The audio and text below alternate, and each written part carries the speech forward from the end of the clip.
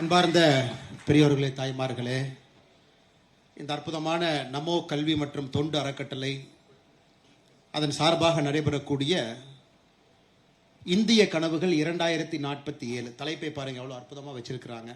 அரசியல் நாம் யாரும் பேச போவது கிடையாது. அரசியலை தாண்டி ஒரு அற்புதமான மனிதருடைய 75வது பிறந்தநாள் விழாவை ஒரு சாட்சியாக வைத்து இதுவரைக்கும் என்ன நடந்திருக்கு, அடுத்த 22 ஆண்டுகள் என்ன நடத்தப்பட வேண்டும் என்பதை பேசுவதற்காக இந்த அரங்கத்திற்கு வந்திருக்கக்கூடிய, நான் பெரிதும் மதிக்கக்கூடிய ஒரு கான்ஸ்டன்ட் அப்டேஷன். ஒரு மனிதன் ஒரு துறையில் இருக்கும் பொழுது தன்னை தொடர்ந்து அப்டேட் பண்ணிக்கிட்டே இருக்கணுங்க ஐயா. ஏன்னா இன்னைக்கு ஆப்பிள் ஃபோனை நீங்கள் எடுத்தீங்கன்னா கூட 2 மாதத்துக்கு ஒரு சாஃப்ட்வேர் அப்டேட் கொடுக்குறாங்க. அவ்வளோ லைவாக வச்சுக்கணும். அந்த அளவுக்கு தன்னுடைய பத்திரிகை துறையில் லைவாக தொடர்ந்து தன்னை அப்டேட் பண்ணிக்கிட்டு எல்லா தரப்பட்ட மனிதர்களுக்கும் கூட ஒரு பிடித்த ஒரு பத்திரிகை துறையில் இருக்கக்கூடிய நல்ல மனிதராக இருக்கக்கூடிய திரு ரங்கராஜ் பாண்டே அவர்கள் இந்த விழாவிற்கு அழைப்பே இல்லாமல் வந்திருக்கிறாங்க. எவ்வளவு பெரிய மனது வேண்டும். அவரை இந்த நேரத்தில் நான் வாழ்த்தி வணங்கி, நமோ கல்வி மற்றும் தொண்டு அறக்கட்டளையினுடைய நிறுவனர், நிர்வாக அரங்காவலர் அன்பு சகோதரர் வினோஜ் பி செல்வம் அவர்கள், குறிப்பாக இந்த மயிலாப்பூர் பகுதியில் அரசியலை தாண்டி மக்களுக்கு ஒரு சேவையாக ஒன்று தன்னோடு இருக்கக்கூடியவர்களை இந்த அறக்கட்டளை எடுத்து செல்ல வேண்டும் என்கின்ற பெரிய கனவோடு பாடுபட்டு கொண்டிருக்கின்றார். அவருக்கும் அவருடைய நமோ கல்வி மற்றும் தொண்டு அறக்கட்டளை நிறுவனத்திற்கும் என்னுடைய வாழ்த்துக்களை, வணக்கங்களை தெரிவித்துக் கொண்டு, மேடையில் இருக்கக்கூடிய வணிகர் மற்றும் கலாச்சார மேம்பாட்டு மன்றத்தினுடைய நிறுவனர், நிர்வாக அரங்காளராக இருக்கக்கூடிய அருமை சகோதரர் சஞ்சீவி அவர்களுக்கு என்னுடைய வாழ்த்துக்களை தெரிவித்து, நமோ கல்வி மற்றும் தொண்டு அறக்கட்டளையினுடைய அரங்காவலர் அருமை சகோதரர் யுவராஜ் அவர்களுக்கு என்னுடைய வாழ்த்துக்களை தெரிவித்து, வணிக மற்றும் கலாச்சார மேம்பாட்டு மன்றத்தினுடைய அரங்காவலர் சரவணன் அவர்களுக்கு என்னுடைய வாழ்த்துக்களை தெரிவித்து, இங்கே வந்திருக்கக்கூடிய எல்லா அன்பு சொந்தங்களுக்கும் பத்திரிகை நண்பர்களுக்கும் என்னுடைய இந்த அற்புதமான நாள், இந்த மாலை நேரத்தினுடைய வணக்கத்தை தெரிவித்துக் கொள்கின்றேன்.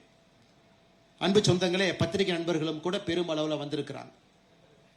இன்னைக்கு நம்முடைய பாரத பிரதமர் நரேந்திர மோடி அவருடைய பிறந்தநாள் விழாவை நாம் கொண்டாடி கொண்டிருக்கின்றோம். 75வது ஆண்டு. ஆனால் நம்முடைய பிரதமர் எங்கே இருக்கிறாருன்னு பார்த்தீங்கன்னா மத்திய பிரதேசில் இருக்கிறாங்க, தார் என்கின்ற பகுதியில் இருக்கிறாங்க. அவர் தன்னுடைய பணியை செய்து கொண்டிருக்கின்றார். மக்களுக்கு செய்ய வேண்டிய பணி. மத்திய பிரதேசில் இன்னைக்கு ஒரு மித்ரா ஆடை பூங்கா அதனுடைய திறப்பு விழா, குறிப்பாக பெண்களை மையப்படுத்தி ஒரு புரட்சிகரமான அவர்களுக்கு சுகாதாரத்தை மையப்படுத்தி ஒரு புதிய திட்டத்தை இன்னைக்கு அறிவிச்சிருக்கிறாங்க. அவருடைய பணி எப்பொழுதும் போல் செய்து கொண்டிருக்கின்றார்கள். அவருக்கு எதுவும் இந்த நாளில் எந்த மாற்றமும் கிடையாது. மற்ற அரசியல் தலைவர்களை போல இன்னைக்கு எந்த அரசியல் தலைவராக இருந்தாலும் சாயங்காலம் இன்னைக்கு ஒரு பெரிய மேடை இருந்திருக்கும். எல்லா கூட்டணி கட்சி தலைவர்களை அழைத்திருப்பார்கள். அதில் அந்த பிறந்த நாள் யாருக்கு இருக்கோ அந்த தலைவரும் மையத்தில் இருப்பாங்க. ரங்கராஜ் பாண்டே அண்ணன் போன நல்ல மனிதர்களும் அதில் இருப்பாங்க. அரசியல் தலைவர்கள் இருப்பாங்க. எல்லாரும் புகழ்ந்து பேசுவாங்க. தவறு கிடையாது. அதுதான் இந்தியன் பொலிட்டிக்கல் பேட்டர்ன். எல்லாரும் அந்த ஒரு நாள் வாழ்த்தி அவருக்கு மரியாதை செலுத்தி அவரும் அதை ஏற்றுக்கொண்டு அதை நாம் எல்லாம் சேர்ந்து பாராட்டுவோம். ஆனால் இந்த பேட்டர்ன் எல்லாம் உடைச்சு அரசியல்ல தன்னுடைய பிறந்த நாளாக இருந்தாலும் எந்த நாளாக இருந்தாலும் அது சேவை நாளாக இருக்க வேண்டும் என்று அவர் நடந்துக்கிறத பார்த்து பாரதிய ஜனதா கட்சி நம்முடைய பிரதமர் அவர்களே இன்னைக்கு சேவை பண்ணும் பொழுது நாம் பிரதமரை ஒரு தனிப்பட்ட மனிதனாக கொண்டாடக்கூடாது என்பதற்காக நம்முடைய தேசிய தலைவர் அவர்கள் ஒரு முடிவெடுத்து கடந்த பல வருடங்களாக இது சேவா பக்வாடா, சேவை வாரமாக 17 செப்டம்பர் நம்முடைய பிரதமருடைய பிறந்த நாள் ஆரம்பித்து 2 அக்டோபர் மகாத்மா காந்தி அவருடைய பிறந்த நாள் வரை 15 நாட்களும் ஒரு கட்சியினுடைய தொண்டனும் நீங்க சேவையில் மட்டும்தான் இருக்கணும். இப்ப தமிழ்நாடு போன்ற ஒரு மாநிலத்தில் நமக்கு தெரியும், இங்க இருக்கக்கூடிய அரசியல், எமோஷனல் பாலிடிக்ஸ் எல்லாம். நம்முடைய தொண்டர்கள் யாராச்சும் போய் ஒரு அரசு மருத்துவமனையில் அன்னைக்கு பிறக்கக்கூடிய அன்பு குழந்தைக்கு ஒரு மோதிரத்தை பரிசா போட்டா கூட டெல்லியிலிருந்து ஃபோன் பண்ணுவாங்க. பரிசு கொடுங்க, இந்த குழந்தைய வாழ்த்துங்க, ஆனால் தனிப்பட்ட முறையில் கொடுங்க. பிரதமருடைய பிறந்த நாளுக்காக அந்த குழந்தைக்கு நீங்க போய் மோதிரம் போடுறீங்க அப்படின்னா இன்னைக்கு மட்டும் நீங்க செய்றீங்கன்னு தான் அர்த்தம். தயவு செஞ்சு செய்யாதீங்க அப்படின்னு ஃபோன் பண்ணி அறிவுறுத்துவாங்க. இதெல்லாம் ரொம்ப ஆச்சரியமான விஷயம். ஒரு அரசியல் கட்சி எப்படி தன்னுடைய தலைவனை பார்க்கிறது என்பதற்கு பாரதிய ஜனதா கட்சி ஒரு உதாரணம். எத்தனையோ முறை தொலைபேசியில் அழைப்பார்கள், டெல்லி அலுவலகத்திலிருந்து கூப்பிடுவாங்க, நீங்க போடுங்க, நாங்க வேண்டான்னு சொல்ல. அது எதுக்கு விளம்பரப்படுத்துறீங்க? அது எதுக்கு அந்த குழந்தைக்கு, அந்த பெண் குழந்தைக்கு, ஆண் குழந்தைக்கு நான் போட்டேன், போடுறது நல்ல விஷயம். அப்ப டெய்லி போடுவீங்களா? இன்னைக்கு மட்டும் போட்டுட்டு அந்த குழந்தைய மறக்கிறீங்க. உன்னை நம்முடைய கட்சிக்கு அறிவுறுத்தணும். ஓகே, அதற்கு பதிலாக செல்வ மகள் சேமிப்பு திட்டத்தை எடுங்க. அந்த குழந்தைக்கு பிறந்த நாள் அன்னைக்கு நீங்க ஒரு அக்கௌண்ட் ஆரம்பிங்க. வருஷ பிறந்த நாள் அன்னைக்கு அக்கௌண்ட் போடுங்க. ஸோ ஒரு தலைவன் தன்னுடைய பிறந்த நாள் விழாவில் தன்னை மட்டுமல்ல தன்னுடைய கட்சி எப்படி இருக்க வேண்டும் என்று நினைப்பது, கட்சியில் இருக்கக்கூடிய தொண்டர்கள் எப்படி நடந்து கொள்ள வேண்டும் என்று நினைப்பது, அதன் மூலமாக சமுதாயத்திற்கு நாம் என்ன ஒரு செய்தி சொல்லுகின்றோம், இதெல்லாம் பெரிய விஷயம். எதற்காக இன்னைக்கு நான் மேடையில் சொல்றேன்னாங்க, இது பத்திரிகை நண்பர்கள் மூலமாக தமிழக மக்களுக்கு தெரிய வேண்டும்.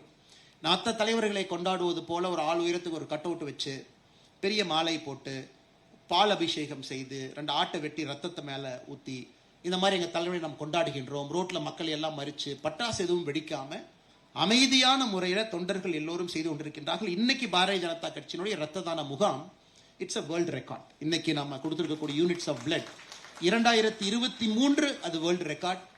2024 செப்டம்பர் 17, 2023 நம்ம பீட் பண்ணி 24ல வேர்ல்டு ரெக்கார்ட். இன்னைக்கு 25 இன்னைக்கு வந்திருக்கக்கூடிய தகவல் என்ன முழுமையா வரல, அதனால தான் டேட்டா சொல்லிங்க.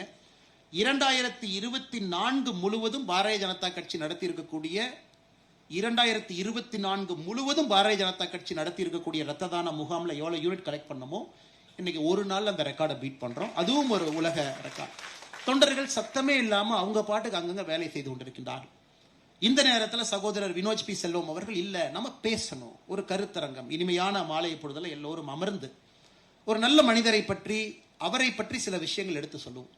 அதன் மூலமாக யாரோ ஒரு இளைஞனுக்கு எங்கேயோ ஒரு மாற்றம் இருக்கும், ஒரு சின்ன குழந்தைக்கு ஒரு மாற்றம் இருக்கும், பெற்றோருக்கு ஒரு மாற்றம் இருக்கும், வாக்கு செலுத்துவர்களுக்கும் கூட இதுக்கு தான் நம்ம ஓட்டு போடுறோமா அப்படிங்கிற ஒரு முழு புரிதலை கொடுக்க வேண்டும் என்பதற்காக இந்த நிகழ்வை ஏற்பாடு செய்திருக்கின்றார்கள். அதற்கு மறுபடியும் அண்ணன் ரங்கராஜ் பாண்டே அவர்கள் எவ்வளவு முக்கியத்துவம் வாய்ந்த ஒரு நிகழ்வுக்கு வந்திருக்கிறாங்க. அதாவது ஒரு அரசியல் கட்சி மேடை கிடையாது, ஆனா இருப்பவங்க அரசியல் கட்சியில் இருக்கலாம், பிடித்த கட்சியில் இருக்கலாம், ஆனா ஒரு மனிதருக்காக இந்த விழாவை நடத்த வேண்டும் என்று வந்திருக்கக்கூடிய எல்லோருக்கும் மறுபடியும் என்னுடைய வணக்கத்தை தெரிவித்துக் கொள்கின்றேன்.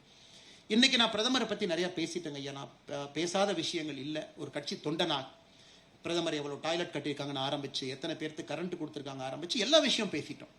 அதனால் இன்று காலையிலிருந்து என்னுடைய யோசனை என்ன பேசலாம், புதுசா ஏதாச்சும் பேசலாம், ஒரு வித்தியாசமான பார்வையில நம்முடைய பிரதமரை கொண்டு போய் மக்கள் முன்னாடி நிறுத்தணும்.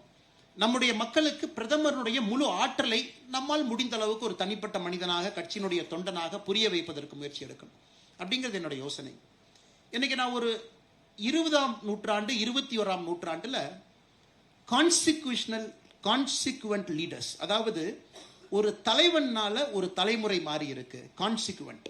ஒரு தலைவனால ஒரு நாடு மாறி இருக்கு, ஒரு தலைவனால ஒரு யுகம் மாறி இருக்கு அப்படின்னு சொல்லக்கூடிய தலைவர்களை மட்டும் தேர்ந்தெடுத்து உங்கள் முன்னால் வைக்க வேண்டும். அதுல நரேந்திர மோடி அவர்கள் எங்க இருக்கிறாங்க அப்படின்னு ஒரு தனிப்பட்ட மனிதனாக என்னுடைய பார்வையை உங்கள் முன்னால் வைக்க வேண்டும் என்பது என்னுடைய ஆசை. இன்னைக்கு நம்முடைய தாத்தா காலத்துல, அப்பா காலத்துல, நம்ம காலத்துல உலகம் முழுவதும் கடந்த 2 நூற்றாண்டுகளாக இருக்கக்கூடிய தலைவர்களை படம் பிடித்து பார்க்கும் பொழுது கண் முன்னால் சில தலைவர்கள் இருக்கிறாங்க, பெரிய தலைவர்கள், அற்புதமான தலைவர்கள். சைனால இந்த பக்கம் இருந்து அப்படி ஆரம்பிச்சு வந்தீங்கன்னா மா ஜிடோங் 1949 சைனா கம்யூனிஸ்ட் சைனாவாக மாறிய பொழுது வந்த முதல் தலைவர். 20 ஆண்டுகள் அந்த கம்யூனிஸ்ட் கட்சியினுடைய தலைவராக சைனாவுடைய தலையெழுத்தை மாற்றிய ஒரு தலைவர் மா ஜிடோங் இருக்காங்க. 80 காலகட்டத்தில் வந்து டென் ஜியோபாங், இன்னைக்கு இருக்கக்கூடிய சைனா, அந்த சைனாவை உருவாக்குவதற்கு வேர் போட்ட ஒரு மனிதர். 2 பேர் இருக்கிறாங்க. நம்ம இன்னைக்கு எடுத்து பிரதமர் மோடி அவங்க பக்கத்தில் வச்சு கம்பேர் பண்ணி பேசலாம். சிங்கப்பூர்ல லீ குவாங் யூ என்கின்ற அற்புதமான மனிதர் 1959 பிரதமரா வந்து 90 வரைக்கும் 31 ஆண்டுகள் ஒரு அரசியல் கட்சியினுடைய தலைவர், ஒரு நாட்டினுடைய பிரதமராக 31 ஆண்டுகள் லீ குவாங் யூ. அதன் பிறகு பிரதமர் ஆனதுக்கு அப்புறம் அவர் வீட்டுக்கு போலீங்க. பிரதமர் ஆயிடுச்சு, 1990 வயசாயிருச்சு, கிளம்புங்க. 90க்கு பிறகு மறுபடியும் அமைச்சர். என்ன சொன்னார், இல்லை எனக்கு பிரதமர் ஆயிடுச்சு, வயசாயிருச்சு, ஆனா நிறைய இளைஞர்கள் அமைச்சராக இருக்கும்போது நான் கைட் பண்ணும் இல்லையா அப்படிங்கறக்காக சீனியர் மினிஸ்டர், அதன் பிறகு மென்டார் மினிஸ்டர். அவர் இறக்கும் வரை 2011 வரை லீ குவாங் யூ ஒரு பக்கம். இன்னைக்கு அமெரிக்காவை பத்தி நம்ம பேசுறோம். அமெரிக்காவுடைய தலைமுறையை முழுமையாக மாற்றிய FD ரூஸ்வெல்ட் 1932 அமெரிக்காவுடைய அதிபராக வந்து பதவியில் இறக்கும் வரை 1945 வரை FDR இருந்தார். இன்னைக்கு இந்த தலைவர்களை மையப்படுத்தி வின்ஸ்டன் சர்ச்சில் 1939 இருந்து 1945 எலெக்ஷன்ல ஒரு தோத்த வரைக்கும், நமக்கு சுதந்திரம் கிடைத்து எலெக்ஷன் அவங்க தோத்தாங்க. இந்த தலைவர்களுக்கு மத்தியில் நம்முடைய பாரத பிரதமர் நரேந்திர மோடி அவர்கள் எதற்காக யுக புருஷன் என்பதை சொல்வதற்காக நான் முயற்சி செய்கின்றேன். இன்னைக்கு அமெரிக்கால போய் கேட்டீங்கன்னா உங்க டெமோக்ரஸியில என்ன பொலிட்டிக்கல் பார்ட்டினா they call themselves as the 6th political பார்ட்டின்னு ஒரு வார்த்தையை பயன்படுத்துவாங்க. அப்ப நமக்கு ஆச்சரியம், எங்க அமெரிக்கால 6 பொலிட்டிக்கல் பார்ட்டி இல்லையே, 2 தான் இருக்கு அப்படின்னு. டெமோக்ராட் இருக்காங்க, ரிபப்ளிகன் இருக்காங்க. அப்ப எதுக்காக 6 பொலிட்டிக்கல் பார்ட்டின்னு சொல்றாங்கன்னா, ஒரு ஜனநாயகத்துல அரசியல் கட்சிகளுடைய முகம் மாறிக்கிட்டே இருக்கும். FD ரூஸ்வெல்ட் அவங்க எலெக்ஷன் 1932 ஜெயிக்கும் பொழுது அந்த எலெக்ஷன்ல பாத்தீங்கன்னா 6 ஸ்டேட்டை தவிர 44 ஸ்டேட் அவர் ஜெயிச்சிட்டார். 6 ஸ்டேட் மட்டும் தான் ஹெர்பர்ட் ஹூவர் ஜெயிச்சார். அப்ப என்ன சொன்னாங்கன்னா, it is a very important election. ஏன்னா டெமோக்ராட் ரிபப்ளிக்கனோட பேஸே மாத்திட்டு போயிட்டார். யார் இத்தனை காலமா டெமோக்ராட்டுக்கு ஓட்டு போட்டாங்களோ, ரிபப்ளிக்கனுக்கு ஓட்டு போட்டாங்களோ, எல்லாரும் மாறி ஓட்டு போட்டாங்க. அப்ப அது 5th political change, 5th political party. அதன் பிறகு 1960 காலகட்டத்திலிருந்து அமெரிக்காவில் 6th பொலிட்டிக்கல் பார்ட்டி, மறுபடியும் டெமோக்ராட் ரிபப்ளிக்கனும் மாறிடுச்சு. டொனால்ட் ட்ரம்ப் வந்ததுக்கு அப்புறம் மறுபடியும் ரிபப்ளிக்கனுடைய பேஸை மாத்திட்டார். ஸோ ஒரு 30 ஆண்டுகள் 40 ஆண்டுகளுக்கு ஒரு முறை ஒரு நாட்டினுடைய அரசியல் தளம் மாறிவிடும். ஏன்னா அந்த தலைவன் அந்த அரசியலை மாத்திட்டு போயிடுவான். அது வரைக்கும் ஓட்டு போட்டவங்க ஒரு மாதிரி இருப்பாங்க, அதன் பிறகு ஓட்டு போடுறவங்க வேற மாதிரி இருப்பாங்க, அரசியல் மாறிடும். அதற்கு சில இந்தியாவில் ஏன் காங்கிரஸ் கட்சி ஜெயிக்க முடியலன்னா, பொலிட்டிக்கல் பேஸ் மாறிடுச்சு, அரசியல் தன்மை மாறிவிட்டது. சுதந்திரத்தின் பொழுது காங்கிரஸ் வாஸ் a confederate, யாராக இருந்தாலும் எல்லாம் சேர்த்து வச்சுக்கிட்டாங்க. எனக்கு சோசியலிசம் வேணும், சரி நீ உட்காரு. எனக்கு கேபிட்டலிசம் வேணும், நீ உட்காரு. எனக்கு 2 வேண்டாங்க, மெர்கன்டைல்ஸ் வேணும், நீ உட்காருப்பா. ஸோ காங்கிரஸ் ஒரு கான்ஃபெடரேஷனாக இருக்கும் பொழுது ஜெயிச்சாங்க. அதுல ஜனசங்கம் வந்துச்சு, வேற வேற கட்சி. இன்னைக்கு மோடி அவர்களுடைய இந்தியாவில் அரசியல் பேஸ் தளம் மாறிடுச்சு. இன்னைக்கு பீகார்ல என்னதான் சார் என்னதான் அவங்க தொண்டைகளையே கத்தினாலும் கூட, நீங்க ரிசல்ட் வந்த பிறகு பாத்தீங்கன்னா, போன தேர்தலில் நம்ம ஜேடியு பிஜேபி சேர்ந்து எவ்வளவு ஓட்டு நம்ம வாங்கினோமோ அதை விட இன்னும் அதிகமான எம்எல்ஏக்களை பெற்று ஆட்சிக்கு வரும். இது நான் பாரதிய ஜனதா கட்சியை நம்பக்கூடிய, மோடி அவர்களை நேசிக்கக்கூடிய மனிதர்கள் இருக்கிறாங்க சொல்லுங்க. ஏன்னா பொலிட்டிக்கல் பேஸ் ஹஸ் சேஞ்ச்ட். அதே போல அசாம், வெஸ்ட் பெங்கால், அடுத்து வரக்கூடிய தேர்தலும் பார்த்தீங்கன்னா இன்னும் ஒரு படி மேல போகும். ஏன்னா மோடியினுடைய single biggest contribution to Indian democracy பார்த்தீங்கன்னா, பிஜேபியினுடைய கேரக்டரை முழுமையாக மாற்றிய ஒரு மனிதன். ஸோ மோடி அவர்கள் 2014க்கு வருவதற்கு முன்பு இந்த கட்சியில் நாங்கள் எல்லோரும் தொண்டர்கள் தான், எல்லோரும் பெரிய தலைவர்கள், அவங்கவுங்க காலகட்டத்தில் உயிரை கொடுத்து பாடுபட்டாங்க. ஆனால் பிஜேபி கட்சி என்ன சொன்னாங்கன்னா, ஃபார் ரைட் பார்ட்டி, ரொம்ப ரைட்ல இருக்கக்கூடிய ஒரு கட்சி, சித்தாந்தம் எக்ஸ்ட்ரீமா இருக்கும் அப்படின்னு சொல்லுவாங்க. பிஜேபியை உருவாக்குனவங்க, ஓட்டு போட்டவங்க யாருன்னா ஷாப்கீப்பர்ஸ், ட்ரேடர்ஸ் அண்ட் மெர்கன்டைல்ஸ் அப்படின்னு சொல்லி ஆங்கில நாளேடுகள்னு சொல்லுவாங்க. ஷாப்கீப்பர், மெர்கன்டைல்ஸ் அண்ட் ட்ரேடர்ஸ் 3 பேர் தான் உங்களுக்கு வணிகர்கள் தான், அது வணிகர்களுக்கான கட்சி. ஆனா இன்னைக்கு பாரதிய ஜனதா கட்சி அண்ணன் ரங்கராஜ் பாண்டே அவர்கள் உட்கார்ந்து உண்மையாலுமே ஒரு பிஹெச்டி தீசிஸ் பண்ணி இந்த கட்சி என்னன்னு பார்த்தா, அவர் சொல்லுவாரு, சில நேரத்தில் பார்த்தா அது லெஃப்ட் பார்ட்டி மாதிரி இருக்கேன், சில நேரத்தில் பார்த்தா அது ரைட் பார்ட்டி மாதிரி இருக்கேன், சில நேரத்தில் பார்த்தா அது ஒரு சென்ட்ரிஸ்ட் பார்ட்டி மாதிரி இருக்கேன். இன்னைக்கு பாரதிய ஜனதா கட்சி பார்த்தீங்கன்னா ஐடியாலஜிக்கல் ஃப்ரேம் ஒர்க்ல 3 பக்கமும் இருக்குது. 50 கோடி பேருக்கு வங்கி கணக்கா? உலகத்தில் லெஃப்ட் தான் இந்த மாதிரி யோசிப்பாங்க. எப்படி நரேந்திர மோடி யோசிச்சார்? 80 கோடி பேருக்கு மாசம் உணவு வீட்டுக்கு போதா? இது லெஃப்ட்ல இருக்கவங்க தானே யோசிப்பாங்க. எப்படி நரேந்திர மோடி அவங்க யோசிச்சாங்க? 18,000 சட்டங்கள், லூப்போல் சிஸ்டம் அத்தனை ரிமூவ் பண்ணிட்டாரா? ரைட்டு தானே யோசிப்பாங்க. எப்படி நரேந்திர மோடி அவங்க யோசிச்சாங்க? ஒரு ஸ்ட்ராங் கண்ட்ரின்னு யார் யோசிப்பா? லெஃப்டா ரைட்டா? நரேந்திர மோடி யோசிச்சிருக்காங்களே. ஆத்ம நிர்பார் பாரத், அதாவது பொருளாதாரம் என்பது உள்நாட்டை மையப்படுத்தி கொண்டு போகணும், இது லெப்டிஸ்டும் யோசிக்கிற மாதிரி இருக்கே, மோடி அவங்க யோசிச்சிருக்காங்களே. இன்னைக்கு மோடி அவர்களுடைய மிகப்பெரிய சாதனை என்பது பொலிட்டிக்கல் பேஸ முழுமையாக மாற்றி வேற எந்த அரசியல் கட்சிக்கும் என்ன பண்றதுன்னு பிடிபடாம முழித்துக் கொண்டிருக்கின்றார்கள். யாரு ஓட்டர், யாரு கீ ஓட்டர், நம்ம பேஸ் யார், நமக்காக ஓட்டு போடுறவங்க யார்? சோ மோடி அவர்களை பொறுத்தவரை கம்ப்ளீட்டா அதை மாத்திட்டார். இது அவருடைய முதல் சாதனை. இந்த பட்டியலில் நீங்க பாத்தீங்கன்னா உலக அரங்கில் சில தலைவர்கள் மட்டும்தான் அந்த பொலிட்டிக்கல் ஃபீல்டை மாத்தணும். என்னை பொறுத்தவரை லீ குவாங் யூ சிங்கப்பூர்ல கம்யூனிஸ்டாக இருந்த சிங்கப்பூர் கோட்டையில பீப்புள் ஆக்ஷன்ஸ் பார்ட்டி பிஏபியாக வந்து இன்னைக்கு சிங்கிள் பார்ட்டியா சிங்கப்பூர்ல இருக்க ஒரே கட்சி, அவங்க மட்டும்தான் ஆட்சி. ஆனா ஜனநாயகம், எல்லா கட்சியும் வருவாங்க, ஆனா யாரும் டெபாசிட் வாங்க மாட்டாங்க. 0.5%, 1%, 1.2%. யாருமே சிங்கப்பூரை நம்ம டிக்டேட்டர்னு சொல்ல மாட்டாங்க. தப்பு அவங்க மேல இல்ல. அந்த லீ குவாங் யூ அவர்கள் இறந்த பிறகு அவருடைய ஆட்சி காலத்திலிருந்து எல்லா கட்சிகளும் காணாம போய் 40 வருஷத்துல ஒரே கட்சியாக சிங்கப்பூர்ல பிஏபி நிக்குது. சமீபத்தில் நான் ஒரு வெளிநாட்டில் ஒரு பல்கலைக்கழகத்தில் நல்லா படிக்கக்கூடிய ஒரு பையனை கேட்டேன். தமிழன், சிங்கப்பூர்ல இருக்கிற பையன். ஆக்ஸ்போர்ட்ல ஒரு ஃபேமஸான கோர்ஸ் இருக்கு. இப்போ நீங்க இந்த பிரிட்டிஷ் பிரைம் மினிஸ்டர்ஸ் பார்த்தீங்கன்னா கடைசி ஒரு 19 பேர்ல 13 பேர் அந்த கோர்ஸ் தான் படிச்சிருக்கிறாங்க. பிலாசபி, பாலிடிக்ஸ் அண்ட் எக்கனாமிக்ஸ், பிபிஇன்னு ஒரு கோர்ஸ். வின்ஸ்டன் சர்ச்சில் இருந்து அதான் படிப்பாங்க. அதை படிச்சா பிரிட்டிஷ் பொலிட்டிக்கல் சிஸ்டத்துக்குள்ள என்டர் ஆயிருவாங்க. இந்த பையன் பிபிஇ படிக்கிற பையன். அட்மிஷனே ரொம்ப கஷ்டம். நான் கேட்ட, தம்பி உன் ஆசை என்னப்பான்னு? ஆனால் சிங்கப்பூர்ல போய் அரசியல் பண்ணோன்னே. சூப்பர்ப்பா, சிங்கப்பூர்ல எந்த கட்சியில போய் ஜாயின் பண்ண? என்ன ஒரே கட்சி தானே இருக்கு, பிஏபி மட்டும்தான் இருக்கு, அங்கே தான் போய் ஜாயின் பண்ண போறேன். அப்ப பிஜேபியினுடைய அடுத்த சாதனை என்னவாக போகுதுனாங்க, இன்னும் 25 ஆண்டுகள் கழித்து தவறு எங்கள் மீது கிடையாது. ஒரு கட்சி வலிமை இழந்துட்டாங்க, 18% வாக்குக்கு வந்துட்டாங்க, 15க்கு வந்துட்டாங்க, 12க்கு வந்துட்டாங்க. The future is very clear. இந்தியாவை பொறுத்தவரை ஒரு கட்சி மிக பலமாக வளர்ந்து கொண்டிருக்கிறது. அது மோடிஜியினுடைய செகண்ட் பெஸ்ட் கான்ட்ரிபியூஷன். இது நல்லா யோசிச்சு பாருங்க. நிறைய பேர் செஞ்சது கிடையாது. பார்ட்டியினுடைய பேஸ் எக்ஸ்பேண்ட் பண்ணுங்க, ஓட் ஷேர் அதிகப்படுத்தணும், டேலண்ட்டை கொண்டு வந்துகிட்டே இருக்கணும். ஏன் இந்த பையன் பிஏபி ஸ்ட்ராங்கா இருக்குன்னா, ஆக்ஸ்போர்ட்ல படிக்கிற ஒரு பையன் நான் பிஏபியில போய் ஜாயின் பண்ணணும், சிங்கப்பூர்ல டாக்ஸி டிரைவர் ஓட்டுற ஒரு அண்ணன் நானும் பிஏபிக்கு ஓட்டு போடணும். ஸோ எல்லாரும் ஒரே மாதிரி ஒரு கட்சியை நோக்கி அனைத்து தரப்பட்ட மக்களும் போகும்போது பொலிட்டிக்கல் கேரக்டர் சேஞ்சஸ். இது உருவாக்குறது சாதாரண வேலை இல்லைங்க, மிக மிக கடினமான வேலை. ஒரு பொலிட்டிக்கல் ஃபேஸை மாத்துறது. அது எப்படி ரூஸ்வெல்ட் அவங்க செஞ்சுட்டு போனாங்க. அதுவரை அமெரிக்காவில் பார்த்தீங்கன்னா பிளாக்ஸ் ரிப்பப்ளிகன்ஸ் ஓட்டு போட்டாங்க. 1932 எஃப்டிஆர் ஜெயிச்சு அவங்க அமெரிக்க ஜனாதிபதியாக வந்த பொழுது அப்படியே மாத்தி அவங்க அந்த நியூ டீல், எங்களுக்கு இந்த டிப்ரெஷன்ல இருந்து வெளியே வரணும், பிளாக்ஸ் ஃபர்ஸ்ட் டைம் மாத்தி டெமோக்ராட்ஸ் ஓட்டு போட்டாங்க. அதன் பிறகு அந்த 1932 கொண்டு வந்ததை 1960 லேட் 60s வரை கொண்டு போனாங்க டெமோக்ராட்ஸ். 40 ஆண்டுகள் எஃப்டி ரூஸ்வெல்ட் அவங்க உருவாக்கின பேஸ 40 ஆண்டுகள் கொண்டுட்டு போனாங்க. அதனாலதான் FD Roosevelt is a constituent leader. அதனாலதான் Lee Kuan Yew is a constituent leader. இன்னைக்கு நம்ம மோடிஜி அவர்களை பொறுத்தவரை நம்ம புகழ்ந்து பேசுறோம், சூப்பர்னு சொல்றோம், என்ன நாம் சொன்னாலும் கூட 50 ஆண்டுகள் கழித்து நாம் திரும்பி பார்க்கும் பொழுது, இன்னைக்கு நம்ம எப்பவுமே பக்கத்துல இருந்து பார்க்கும் பொழுதுங்க நிறைய குற்றங்கள் குறைகள் சொல்லலாம். டிக்டேட்டர் இது அது நம்ம கொஞ்சம் கொஞ்சமா அட்ரஸ் பண்ணலாம். அண்ணா ரங்கராஜ் பாண்டே அவங்க சொன்னாங்க. இன்னைக்கு மோடிஜி அவங்களுடைய சிங்கிள் பிகெஸ்ட் கான்ட்ரிபியூஷன் மற்ற கட்சிகளுடைய ஜனநாயகத்தையும் மாத்திட்டு போயிட்டார்.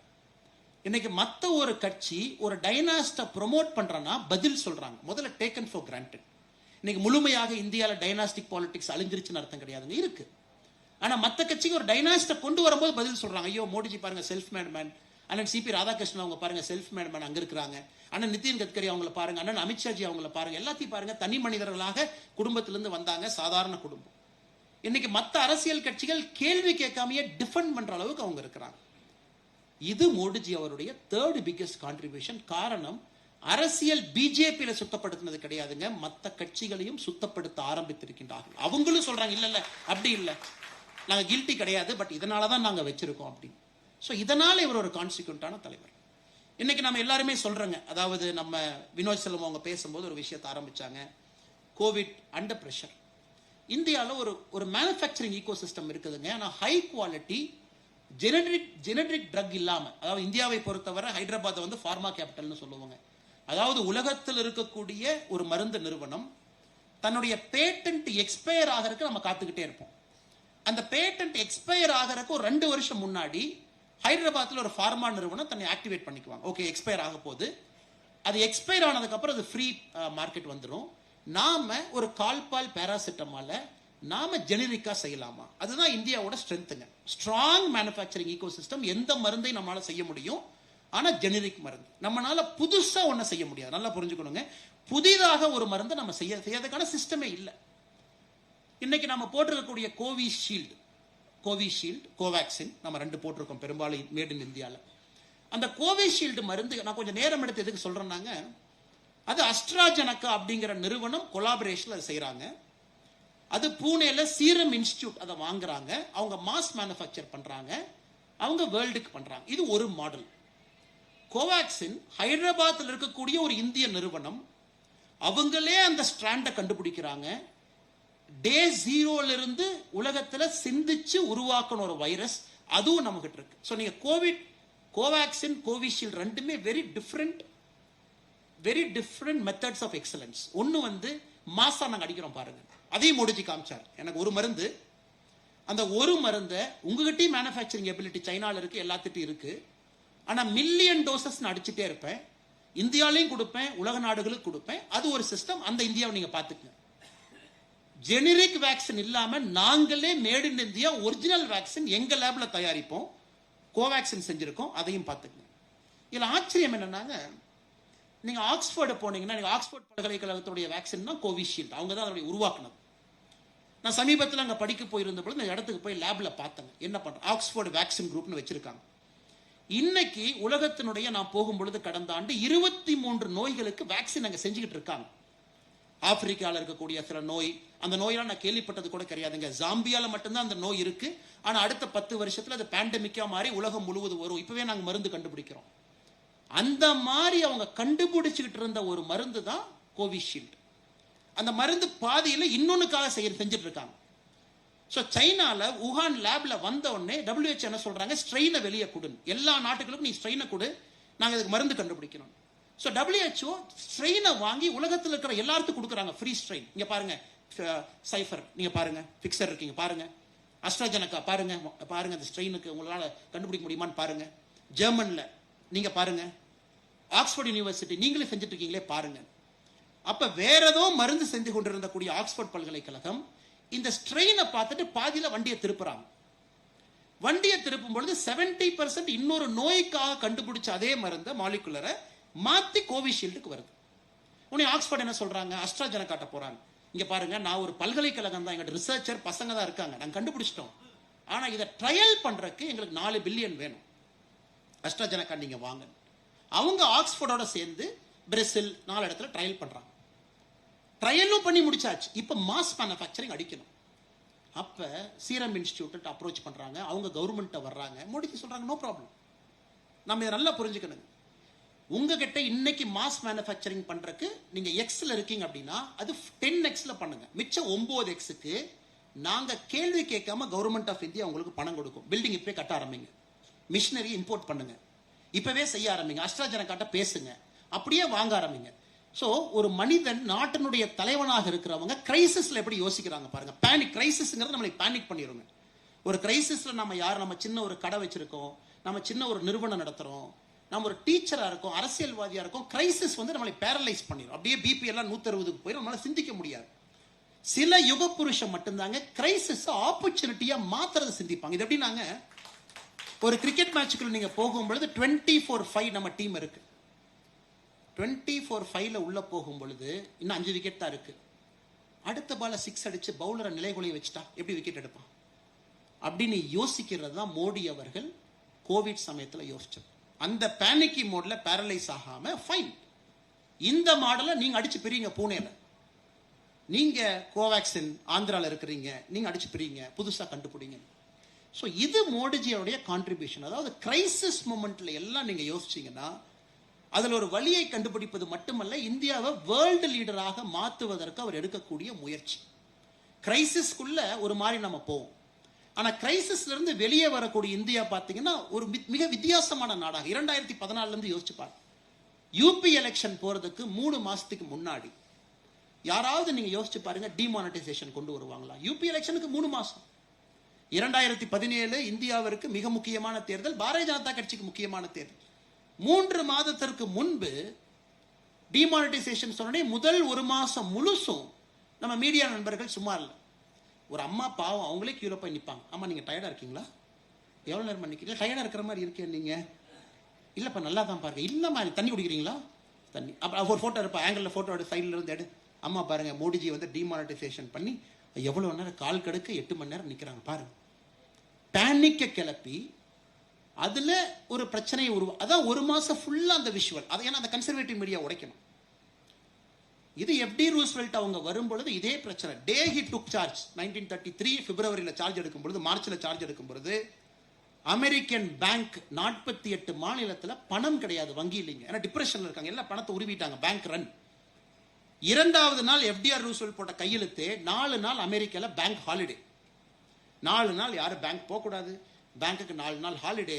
ஃபர்ஸ்ட் எம்ப்ளாயி எல்லாம் பேனிக் ஆகாதீங்க, எல்லாம் தண்ணி குடிச்சிட்டு பேங்க்ல உட்காரு, நான் உங்களுக்கு $2 பில்லியன் பணத்தை அனுப்புறேன், அது ஃபர்ஸ்ட் கரன்சி செஸ்ட்ல வைங்க.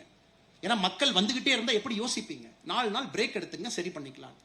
அது FDRனுடைய 2வது நாள்ல போட்ட கையெழுத்து. பேனிக் ஆகாதீங்க, நான் தலைவனா இருக்கேன், நான் பாத்துக்கிறேன், $2 பில்லியன் பணத்தை அனுப்புறேன், பொறுமையா. நீங்க அந்த கிரேட் லீடர்ஸ் பாத்தீங்கன்னா அந்த பேரலல்ஸ் அப்படியே இருக்குங்க. பெரிய யுக புருஷர்கள், அந்த நாட்டினுடைய ஆர்பிட்ட தலையெழுத்த மாத்திரவங்களை உன்னிப்பா ஸ்டடி பண்ணீங்கன்னா அந்த பேரலல்ஸ் அப்படியே இருக்கும்.